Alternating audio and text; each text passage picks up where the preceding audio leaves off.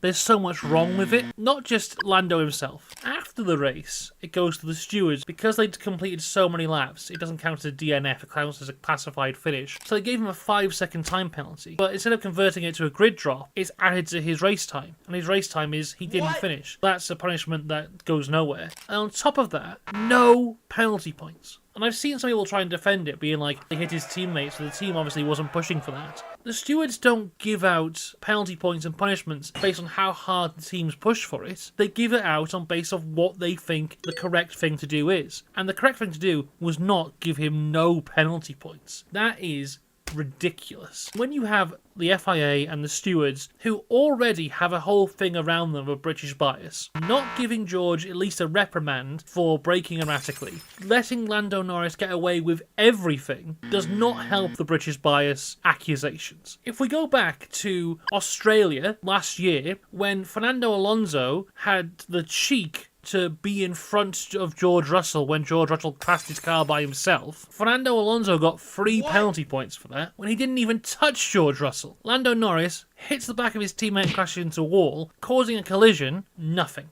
And you can say, Piastri was fine. Lando was the one who DNF'd. The stewards don't judge on the outcome of a collision. They judge on what caused the collision. And what caused the collision was Lando Norris driving directly into the back of his teammates. He should have a grid drop for next race. If Max Verstappen gets 1 penalty point for an impeding that didn't happen at the Qatar Grand Prix last year, Lando Norris should get at least 2. So many people be like, oh, but he said he was sorry. If I punch you in the face, then say, oh, I'm sorry, do you go, no worries, mate. That's fine. People saying that Lando gets hate. He gets a lot of criticism. Every driver does. That's sport. It's not just F1. Everyone in a sport is criticised for doing something wrong. A football team loses, and the manager will have people seeing that he's going to lose his job. Lando Norris is quite lucky. Realistically, it should have been a hell of a lot worse. Lando Norris, congratulations. You lucky boy. I'm giving you a 1, though.